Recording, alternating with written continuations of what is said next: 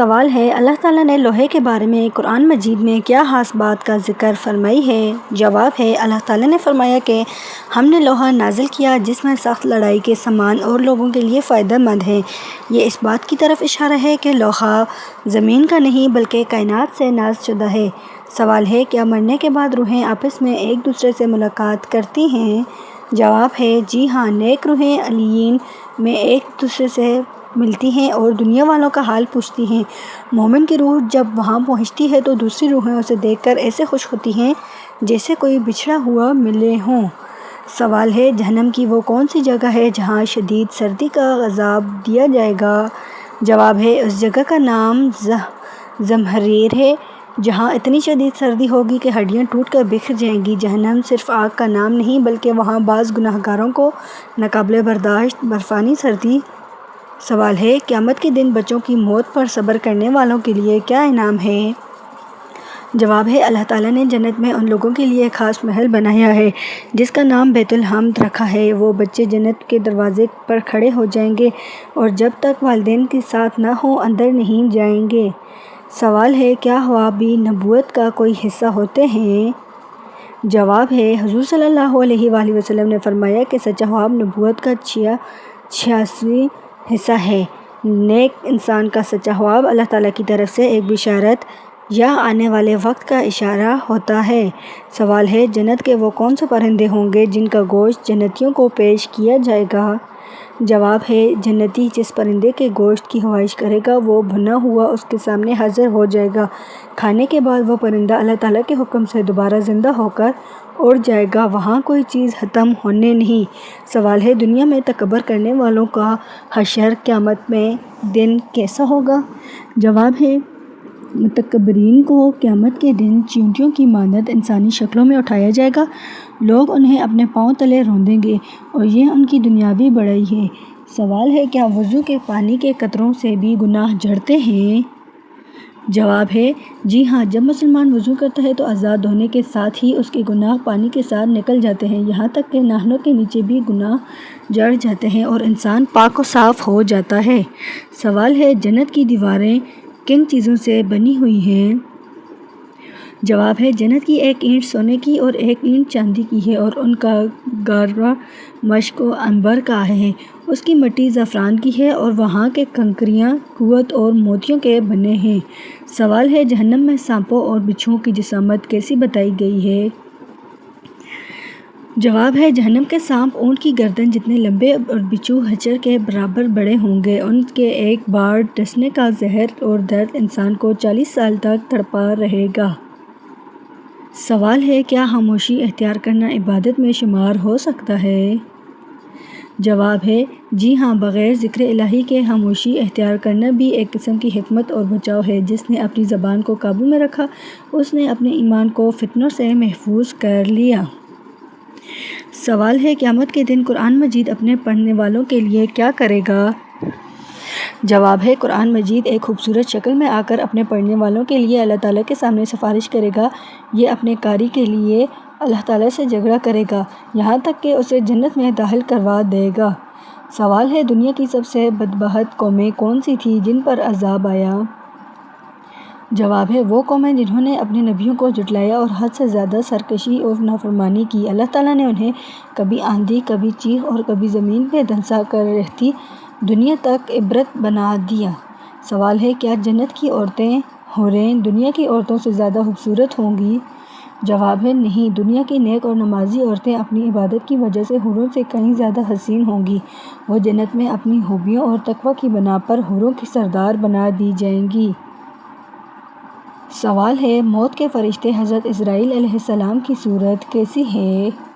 جواب ہے، مومن کے لیے وہ نہایت خوبصورت اور خوشبودار شکل میں آتے ہیں جو تسلی دیتے ہیں، جبکہ گنہگار کے لیے وہ نہایت خوفناک اور کالی صورت میں آتے ہیں جسے دیکھ کر روح کانپ جاتی ہے۔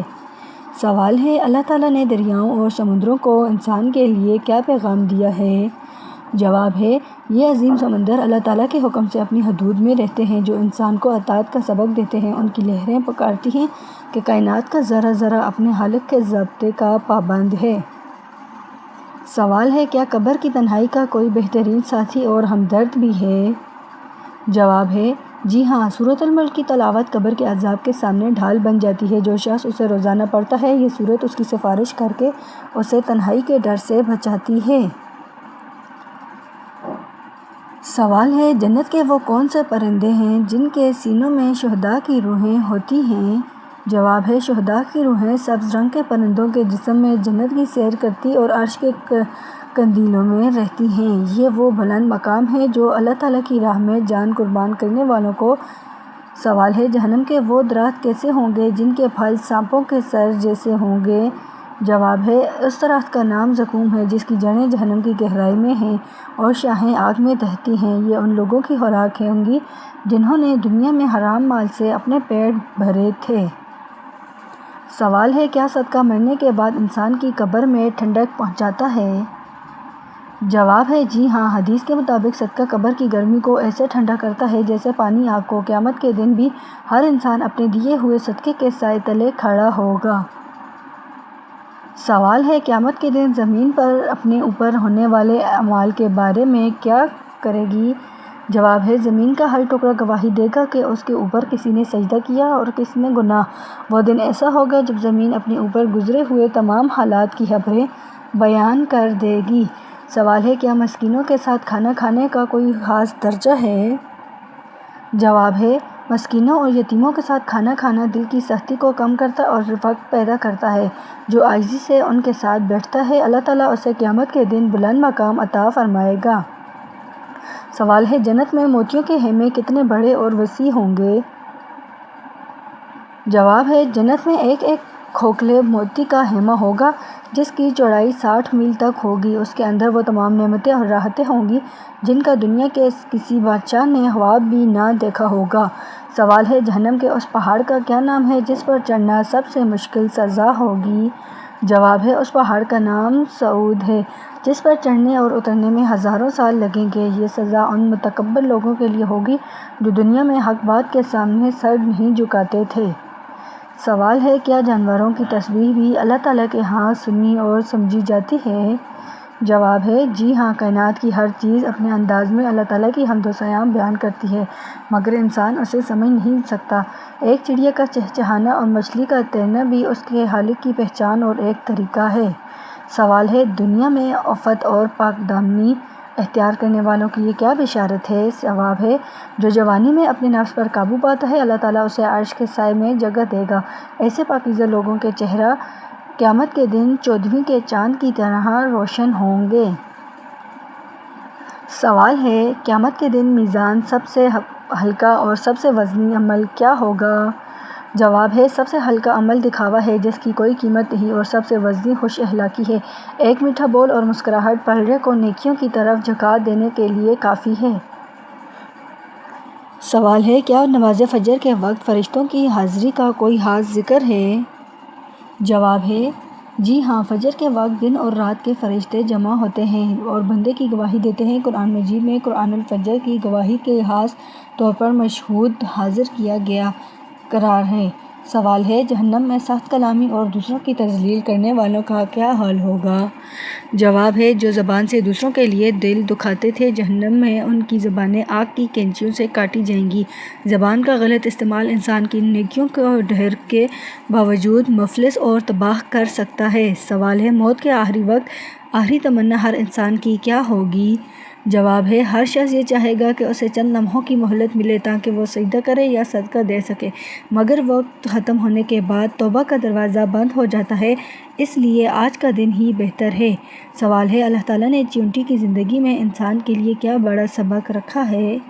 جواب ہے، چیونٹی کی محنت اور ذخیرہ اندوزی ہمیں مستقبل کی تیاری اور ہمت نہ ہارنے کا درس دیتی ہے۔ قرآن مجید میں اس کا ذکر اللہ تعالیٰ نے اس عظیم حکمت کو ظاہر کرتا ہے کہ چھوٹی مخلوق بھی بڑے سبق دے سکتی ہے۔